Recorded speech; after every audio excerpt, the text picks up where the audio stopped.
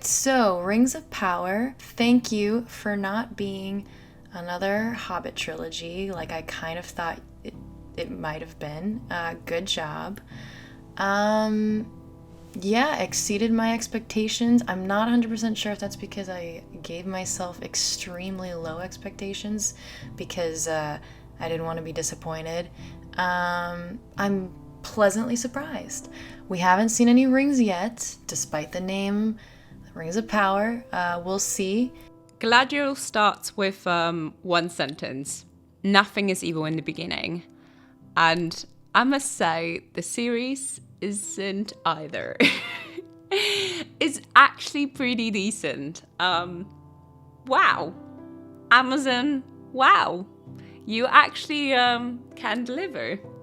The first 2 episodes of The Rings of Power. Yeah, within first 5-10 minutes, you're completely immersed in the second age of the Middle-earth. The world actually felt so much bigger than The Hobbit and The Lord of the Rings. Obviously, the original Lord of the Rings, I mean, they was made in like the early 2000s, so it makes sense that they didn't like have the technology to make it seem as epic as they do now. The CGI is on point, no wonder they spent so much money on those special effects, as well as costumes and sets. It's very believable, very breathtaking. Some of the highlights was to see Moira. I know I'm jumping into episode 2 already, but seeing Khazad-dûm in its full glory and power, as well as seeing the journey of the elves to the west, to Valinor, and my 10-year-old self who was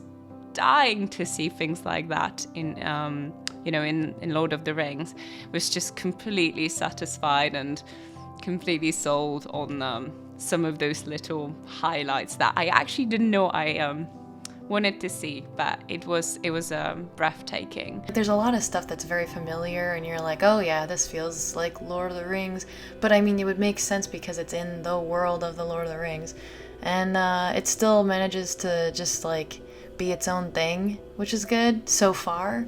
There's 2 Hobbit children who are basically like the girl versions of Frodo and Sam. We're introduced to all these other characters. There's like an elf version of Aragorn. We're introduced to young Elrond, who I don't really like who they cast. He feels like a theater kid cast. Like if this was like a theatrical, like a play version of The Lord of the Rings, it just feels like that's who they cast, because they didn't even try to make him look like Elrond. Elrond has like long, dark, stringy, straight hair, and then this Elrond has like pretty boy, like Prince Charming from Shrek hair, which is a little weird. Galadriel's well cast. I think everybody did a great job acting wise. Durin and Elrond, I totally bought it. The chemistry of those 2, the fact that they have been friends, it was a great scene, and I am looking forward to seeing more of that dynamic coming out. We find Elrond is not really such a great friend because he missed Durin's like entire life, but for some reason Elrond just like gets away with it by like leaning into Durin and being like, congratulations on your life, and then Durin's like, alright, I'm still mad, but come on in and meet my wife, and he just kind of gets away with it. It's a little weird. We have the love story of an elf and a human. We have Nori, who's lasting adventure and seeing what else is out there. And yeah, I must say she might be my second most favorite character because, I can relate. I am actually doing this review from Vietnam right now, so yeah, like, you won't see me with leaves in the air, but I understand this whole crave of, what else is out there. So, speaking of Nori, was that Gandalf?